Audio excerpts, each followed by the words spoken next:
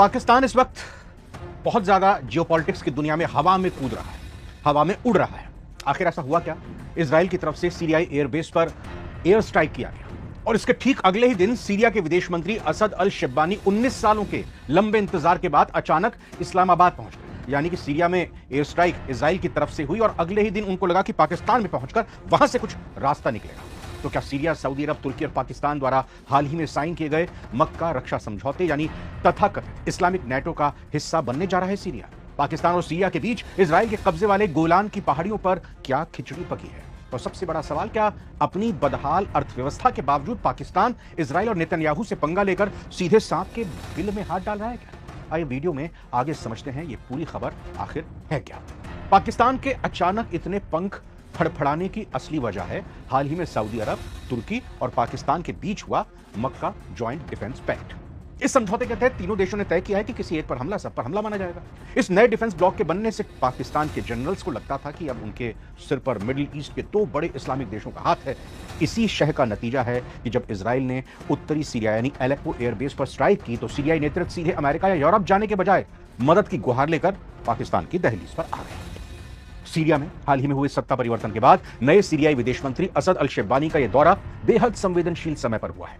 Israeli air strike से दहल चुके Syria को अपनी सुरक्षा के लिए हथियार, सैन्य ट्रेनिंग और कूटनीतिक बैकअप चाहिए इजराइल का मुकाबला करने के लिए। तुर्की के साथ साथ वो पाकिस्तान की परमाणु शक्ति और सैन्य अनुभव का लाभ उठाना चाहता है। सीरिया, तुर्की, पाकिस्तान और सऊदी अरब वाले इस त्रिकोणीय रक्षा समझौते में शामिल होना चाहता है ताकि इजराइल उस पर हमला करने से पहले 10 बार सोचे।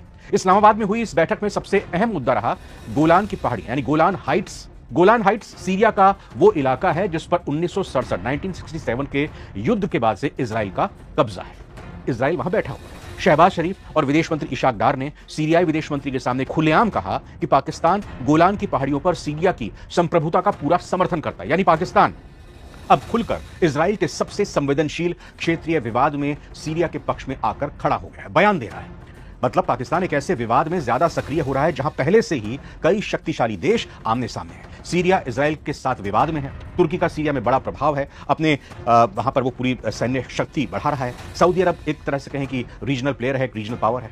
ईरान भी इस पूरे इलाके का एक बड़ा खिलाड़ी है और अमेरिका इन सब के बीच बैलेंस बनाने की कोशिश कर। और ऐसे में पाकिस्तान अगर सीरिया के साथ रक्षा और रणनीतिक सहयोग बढ़ाता है तो वो खुद को पश्चिम एशिया के एक कॉम्प्लेक्स पावर गेम में लेकर खुद ब खुद जा रहा है, एक तरह से कहें कि सुसाइड कर रहा है। यही वजह है कि इस सवाल अब उठ रहा है कि क्या पाकिस्तान जरूरत से ज्यादा बड़ा खेल खेलने की कोशिश कर रहा है? विदेश नीति के जानकार ये चेतावनी दे रहे हैं कि पाकिस्तान का यह दुस्साहस सीधे सांप के बिल में हाथ डालने जैसा है। इजराइल के प्रधानमंत्री बेंजामिन नेतन्याहू अपनी सुरक्षा से रत्ती भर भी समझौता नहीं करते। अगर पाकिस्तान सीरिया को सैन्य मदद या ड्रोन्स देने की हिमाकत करता है या इजराइल विरोधी इस्लामिक नेटो की धुरी बनता है तो इजराइल की खुफिया एजेंसी मोसाद और इजरायली वायुसेना का रुख पाकिस्तान के खिलाफ भी कड़ा हो सकता है।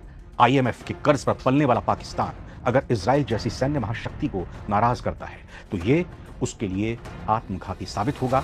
आपकी इस पर क्या राय है? क्या पाकिस्तान को सीरिया और इजराइल के इस पचड़े में पड़ना चाहिए? कमेंट्स में अपनी राय दर्ज करें। नमस्कार।